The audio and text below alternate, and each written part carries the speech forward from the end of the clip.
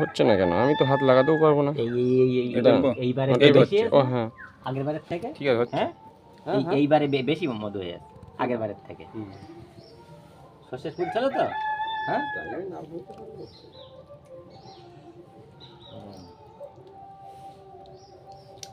এই তো খুব ভার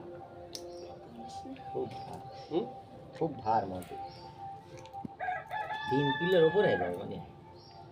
দেখেন আপনি ওজন দিয়ে দেখেন কতটা না আমি ওজন দেবো না, আমি আন্দাজ দেবো না, আমি জানি আমাদের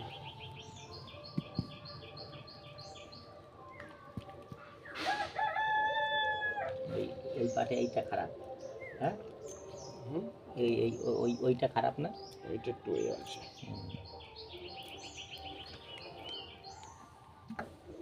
ওগুলো কি মোম হয়?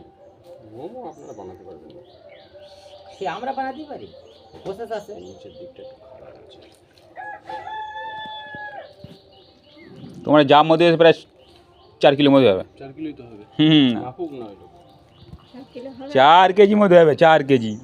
500 গ্রাম মধু এই বয়েমে একটুকু থাকে, এইটুকু 500 গ্রাম। এই 4 কেজি কম বলে জানি মনে হয়। এ সলিড ভাড়া একদম। ওই লোক বয়েম কিনে নিয়ে এসেছে। ও আপনার আমার 4 কিলো হলে ও লোকেরও আছে আলাদা অবশ্যই। আজ এবারে খারাপ হয়নি। 7-8 কিলো মধু মানে বিরাট ব্যাপার। আমার তো বালতি নিয়েই তো আমার কারবার না না ওই বালতি থেকে যে নামাতে গিয়ে বালতি ও বালতি দেবে না, ভেঙে না যায়। হ্যাঁ ওই প্লাস্টিক বালতি মানে রিস্ক না, মানে ভেঙে গেলে কী হয় সবটাই গেল একদম, এও গেল সেও গেল। আচ্ছা এইভাবে নিয়ে গিয়ে ও ঠিক এ করে দেবে না, আমাদের জানে না, এইভাবে নিয়ে গিয়ে এখন ঢেকে রাখতে হবে, কিন্তু এ কিন্তু ঘাটলে হবে না, ওই মাছি কিন্তু সারা ঘর ভর্তি হয়ে যাবে, ঠিক আছে? এইভাবে নিয়ে যান, নিয়ে গিয়ে এইভাবে ঢাকা দিয়ে দেন। এবার দেখেন ওজনটা দেখেন। আল্লাহ জানে আপনি আসেন বলেই তো আমরা খাতি পারতেছি।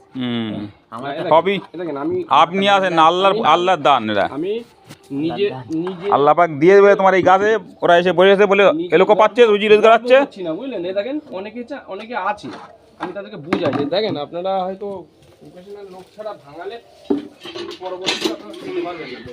না সরাবেন না, আমারও আপনার উঠোন পরিষ্কার করতে হবে।